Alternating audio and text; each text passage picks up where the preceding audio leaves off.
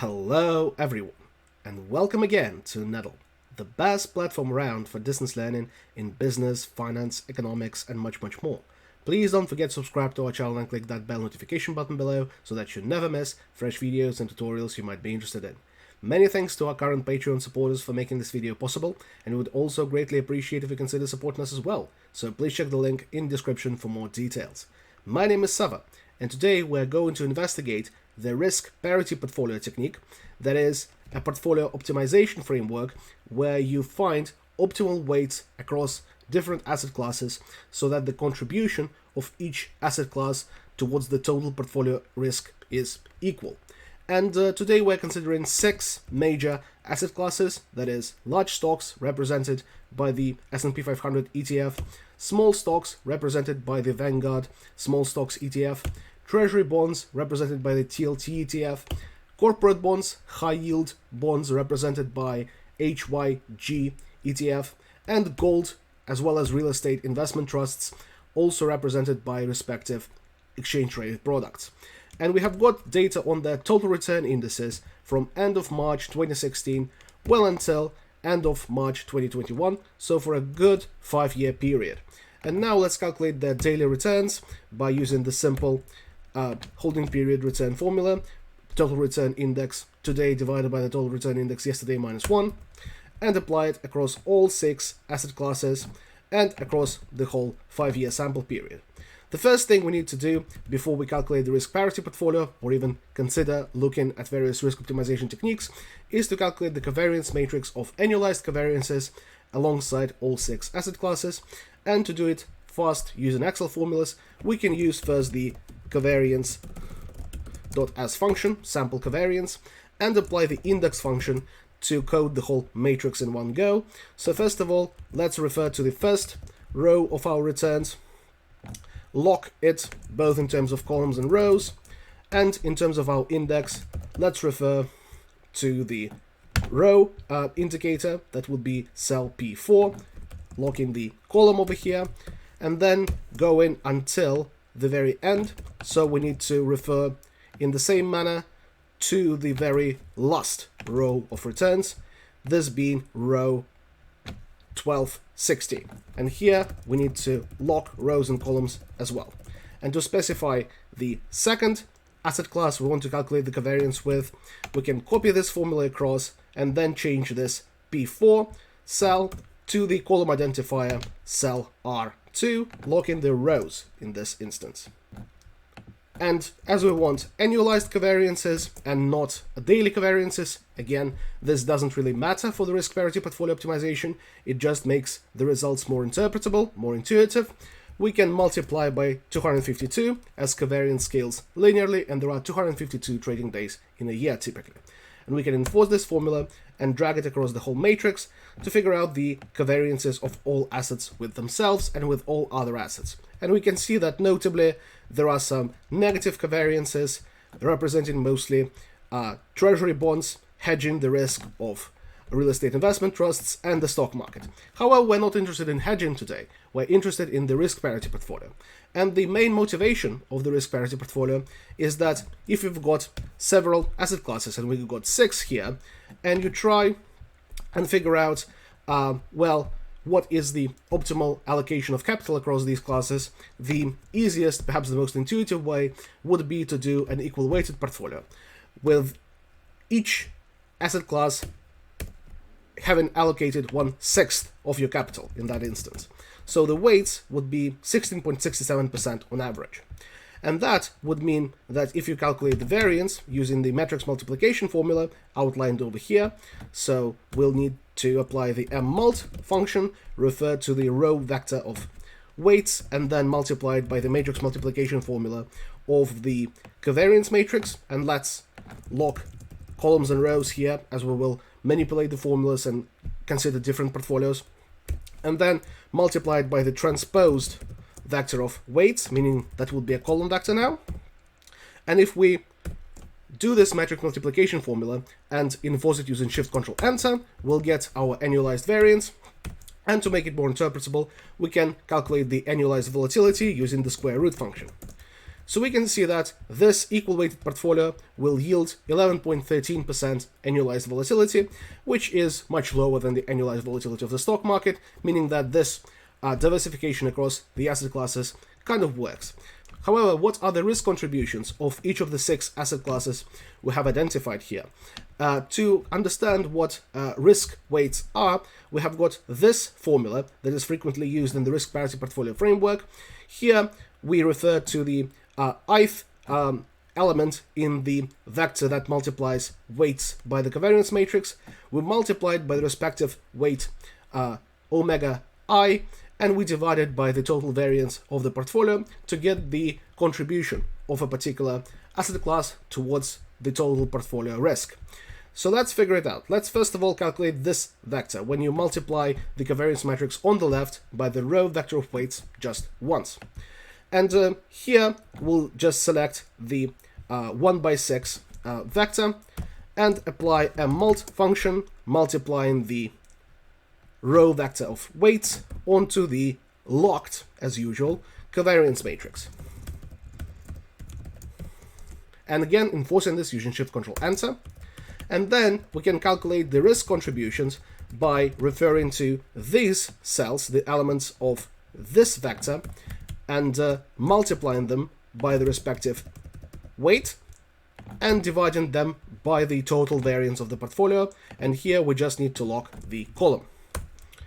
And we can see already that despite constituting only 16.67, a sixth of our portfolio, large stocks contribute roughly a quarter of our total portfolio risk. And that's quite typical.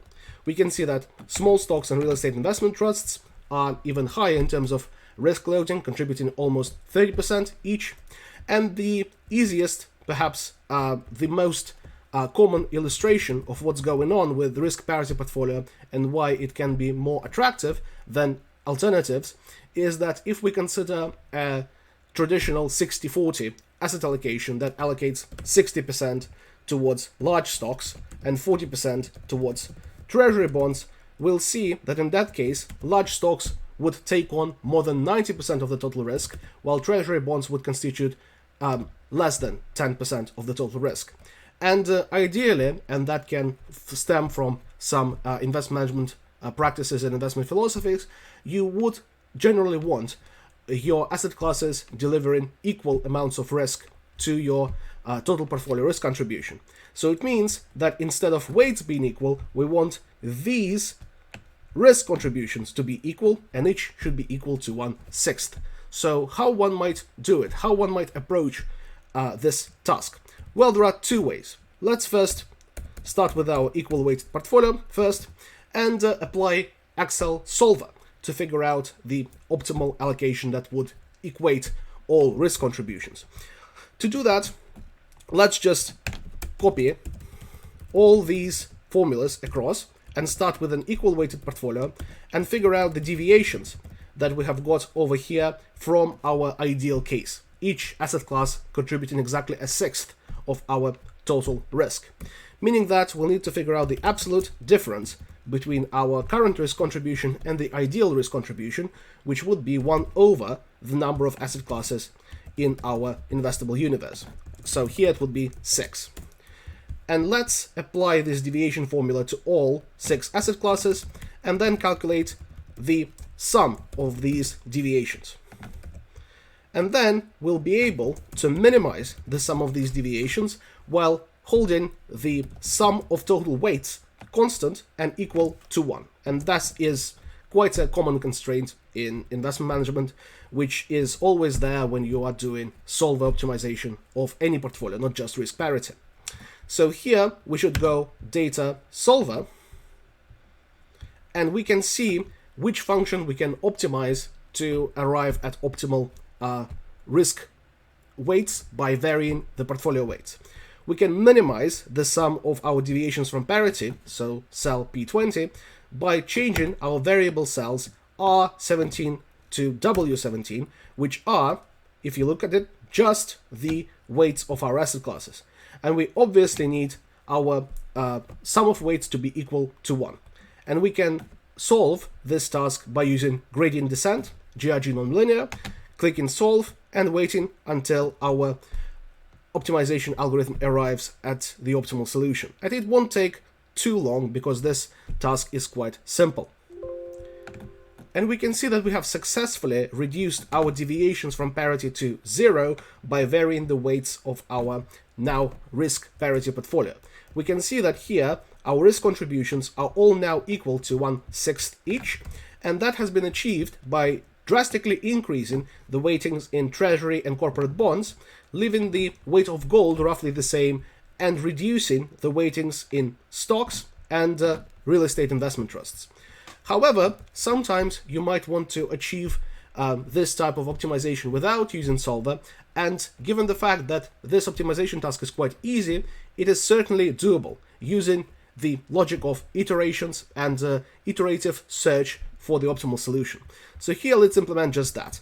Let's again start with our equal weighted portfolio and see whether we can gradually improve from the equal weighted portfolio to the risk parity portfolio. So how one might do that? Well, let's consider a simple convergence algorithm where with every single iteration we are reducing the weights of assets that have very high risk weightings and increasing the weightings in assets that have low risk weightings. And let's choose a convergence speed of 0.2. Again, you can vary convergence speed in quite wide ranges without it affecting the final result. And we'll consider 200 iterations. And after 200 iterations, it's quite certain that we'll arrive at the optimal solution. So what can we do here? We need to add or subtract from each single weight. We'll subtract the convergence speed. So convergence speed will define how fast are we changing our weights from iteration to iteration, times the difference of our current risk contribution from the optimal, from the desired risk contribution. And for every single of our assets, we would have a risk contribution of 1/6 as our ideal case. And we have got it over here as number of asset classes. And the logic of the formula here would reduce the weights in assets that have high risk contributions and increase the weightings in assets that have low risk contributions. And from iteration to iteration, that would achieve, hopefully, the desired result of all risk contributions being the same and equal to 1/6. So here, let's approach this problem by applying these dynamic adjustment of weights, and we can see that the sum still remains 100% simply because of the nature, the mathematics of the convergence procedure we've implemented. And then we can also calculate our volatility and variance by just pasting the formulas by the virtue of the covariance matrix being locked in these formulas, and also calculating the respective risk weightings. And we can see that just after one iteration, the risk weightings of stocks have significantly reduced, and the risk weightings of bonds have improved, while the risk weightings of gold has improved, and the risk weightings of real estate investment trusts have reduced. And now we can continue this logic of iterations over and over again by just bottom right clicking this formula all the way down and seeing how at the 200th iteration all of our risk weightings are exactly equal to 1/6. So now we can just refer to our risk parity portfolio by referring to the final row in our iteration algorithm. So just referring to these, and then we can calculate covariance weights and risk contributions using the similar formula, and we can also calculate the volatility and variance. And that would give us the risk parity portfolio by either using the solver algorithm or by using continuous iterations in Excel without the use of numerical optimization.